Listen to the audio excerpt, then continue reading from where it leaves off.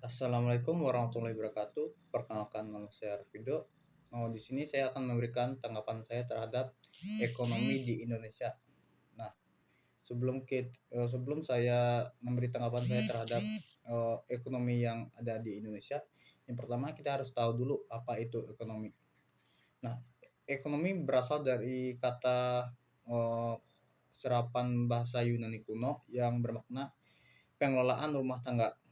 Nah, ruang lingkup yang dimaksud dengan ekonomi itu merupakan dari seperti keuangan, perindustrian dan perdagangan. Yang kedua, pemanfaatan uang, tenaga, waktu dan sebagainya yang berharga. Sebagainya hal-hal yang berharga itu yang melingkup ekonomi. Di Indonesia banyak sekali permasalahan-permasalahan ekonomi, mulai dari permasalahan sumber daya manusia yang sangat lemah. uh,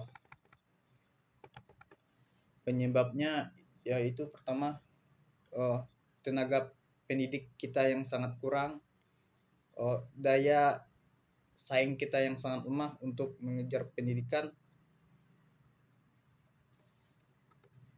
Yang kedua itu sumber daya alam kita yang tidak dapat kita manfaatkan secara maksimal. Itu yang menyebabkan salah satu faktor yang mempengaruhi permasalahan ekonomi kita. Yang ketiga, modal kerja di Indonesia masih sedikit sekali lapangan pekerjaan, sedangkan masyarakat di Indonesia masih pola pikirnya itu masih ingin menjadi karyawan, bukan yang membuka lapangan pekerjaan untuk masyarakat umum. Itu yang menyebabkan faktor yang mempengaruhi masalah ekonomi. Yang keempat, proses distribusi di Indonesia itu sangat masih bermasalah. Contohnya pengeksporan barang ke daerah-daerah yang sangat sulit dijangkau, seperti jalan yang masih banyak yang rusak. Itu yang menyebabkan lambatnya proses distribusi di Indonesia. Yang kelima, tingkat konsumsi di Indonesia. Tingkat konsumsi di Indonesia sangat tinggi, namun daya produktivitas kita masih rendah. Itu yang menyebabkan faktor yang mempengaruhi permasalahan ekonomi di Indonesia, yang menyebabkan banyak rakyat kita yang kelaparan karena kurangnya bahan pangan untuk kehidupan masyarakat. Cara mengatasi permasalahan ekonomi di Indonesia, contohnya membuka lapangan pekerjaan baru.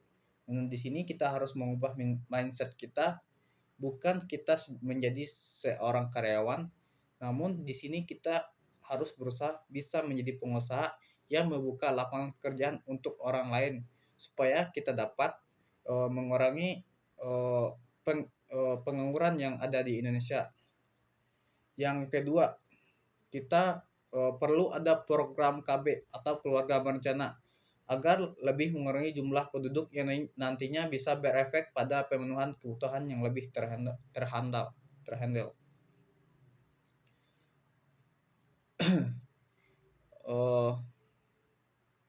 Yang ketiga, kita meningkatkan sumber daya manusia di Indonesia dengan cara kita meningkatkan kualitas pendidikan yang ada di Indonesia, yang mana minimal masyarakat Indonesia itu tamat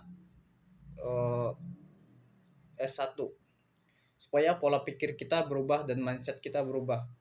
Karena orang pintar itu pola pikirnya pasti berbeda dengan orang yang tidak berpendidikan. Sekian dari tanggapan saya terhadap ekonomi di Indonesia. Mohon maaf bila ada kesalahan kata. Wabillahi taufik hidayah. Wassalamualaikum warahmatullahi wabarakatuh.